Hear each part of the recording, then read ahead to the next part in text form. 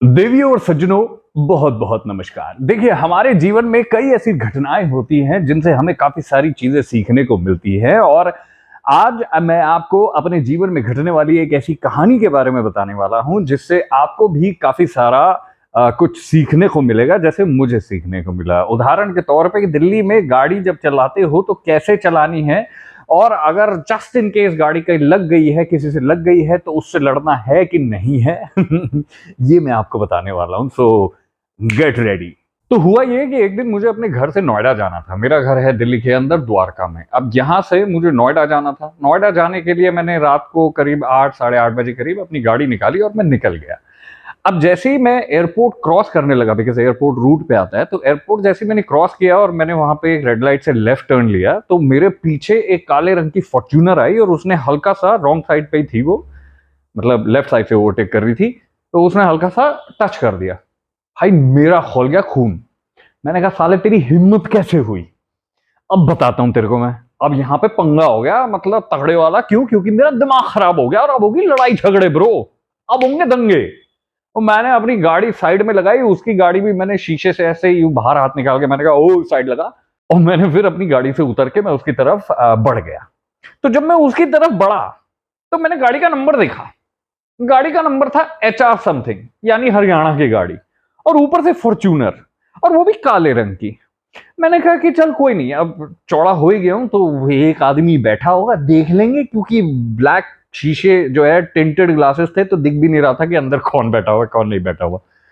मैंने कहा चल कोई बात नहीं। मैंने लिया जय श्री राम का नाम और मैं आगे बढ़ गया। जैसे मैं आगे बढ़ा, मैंने शीशा खटखटाया और मैंने कहा कि नीचे कर नीचे कर। तो जैसे ही उसने शीशा नीचे किया, तो जो मेरी जितनी अकड़ थी, जिस चौड़ में मैं गाड़ी से उतरा था, तो मेरी क्या है कि 40% चौड़ तो मेरी तभी खत्म हो गई थी जब मैंने ये देखा कि ब्लैक रंग की फॉर्च्यूनर है और हरियाणा नंबर है। बट स्टिल आई हैड 60% का जिगरा। तो मैंने शीशा डाउन करवाया, लेकिन जैसे ही उसने शीशा डाउन किया और मैंने गाड़ी के अंदर देखा, तो मेरा जो वो 60% बचा हुआ था वो सारा खत्म होकर 0 हो गया था। मेरी फट गई थी, क्योंकि अंदर बैठे हुए थे 4 मुश्तंडे, लंबे चौड़े हट्टे कट्टे से दिख रहे थे, and they were drinking also. अब मैंने कहा भाई साहब, हरियाणा नंबर गाड़ी, अंदर मेरे 4 जाट भाई बैठे हुए हैं, और हल्की हल्की ले भी रखी है। तो इसका मतलब मेंटली मैंने आपको अपने आप को प्रिपेयर कर लिया था कि भाई आज तो कुटाई होगी, आज होगी पिटाई दबा के। तो मैं मेंटली प्रिपेयर था। मैंने कहा क्या ही हो जाएगा यार, चल कोई बात नहीं। फिर जैसे ही उन्होंने शीशा नीचे किया, मैंने अंदर देखा। मैंने कहा भाई साहब, आपकी गाड़ी में कोई दिक्कत तो नहीं हुई है? मतलब आपका कोई पैग वैग तो नहीं गिर गया या कोई दिक्कत तो नहीं? मैं तो बस ऐसे ही पूछ रहा था आपसे। तो वो समझ गया कि जिस हिसाब से मैं चौड़ा होते हुए फैलता हुआ आया था, तो उसको लग गया था कि ये बंदा लड़ाई करने आ रहा है हमसे। पर मैंने ऐसा कुछ शो ही नहीं किया। मैंने तो शो किया कि भाई आपकी गाड़ी में ज्यादा लगी तो नहीं है, आपको कोई दिक्कत तो नहीं हुई है, कोई परेशानी तो नहीं हुई? मैं तो बस यही पूछ रहा था भाई साहब। तो उनमें से 2 जो मेरे जाट भाई हैं वो बाहर निकल के आ गए, और उसमें से एक ने मेरी गुद्दी पकड़ ली। भाई साहब, जैसी उसने मेरी गुद्दी पकड़ी, मैं तुम लोगों को बता नहीं सकता। मेरे अंदर का जो सबसे बड़ा फट्टू इंसान है वो जाग पड़ा और मेरी फट गई। मेरे अंदर जो कहर है, जो खौफ है, मैंने कहा बेटे अब तो मुझे कोई नहीं बचा सकता। अब तो मैं पिटूंगा। तो मैंने क्या करा, ऐसे टाइम पे मैंने तुरंत, मैंने भाई साहब माफ कर दो, I am sorry, I am very sorry, मुझे नहीं पता था कि आप अंदर एंजॉय कर रहे हैं और मैं आपके एंजॉयमेंट पे बीच में खलल डाल रहा हूं। सॉरी। लेकिन नहीं, वो वहीं नहीं रुका। उसने मेरे से कहा कि देख भाई, तूने गाड़ी में डेंट मारा, तुझे पैसे तो देने पड़ेंगे। मैंने कहा भाई साहब, ये बढ़िया चीज होगी, मतलब पिटाई नहीं होगी, थोड़े पैसे ही देने पड़ेंगे, दे दूंगा यार 400-500 रुपए, हल्का सा ही तो डेंट आया, दे दा के मैं निकल जाऊंगा, मैं बच जाऊंगा, पिटूंगा नहीं। मैंने कहा भाई साहब, छोटी बात कर दी आपने, बताओ कितने का खर्चा है? तो भाई ने मेरे से कहा कि भाई इसमें तो कम से कम नहीं तो 2-2.5 हजार रुपए का खर्चा आ जाएगा।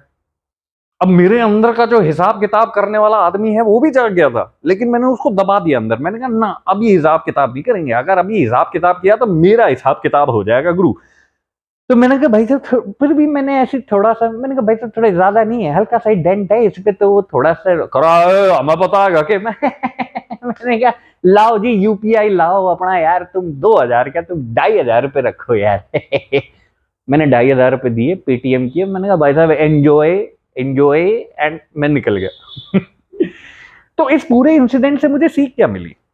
मुझे ये सीख मिली कि अगर मैं दिल्ली के अंदर गाड़ी चला रहा हूं और मेरे पीछे फॉर्च्यूनर, थार या ऐसी कोई गाड़ी आ गई है जिसने मुझे हल्का सा ठोक दिया है और उसका जो गाड़ी नंबर है वो हरियाणा का नंबर है, तो भाई साहब मतलब बिना किसी टेंशन के, बिना किसी चीख चिल्लाहट के, लड़ाई झगड़े के आराम से आगे निकलते रहो। और अगर जस्ट इन केस रोक लें तो बोल दो भाई साहब सॉरी गलती हो गई, क्योंकि देखो जान है तो जहान है। खाम खामे पिटपटा जाओगे, हड्डी पड्डी टूट जाएगी। सो या तो इसलिए आगे से जब ड्राइव करो तो ध्यान रखना, मतलब गलती से भी अगर किसी गाड़ी को ठोको तो कोशिश ये करना कि वो हरियाणा नंबर की गाड़ी ना हो, या फॉर्च्यूनर ना हो, ना या थार ना हो, या स्कॉर्पियो ना हो। क्योंकि अगर ऐसा हुआ गुरु तो मैं तो बच गया, आपका नहीं पता मुझे। इसलिए ड्राइव सेफ, हैव फन।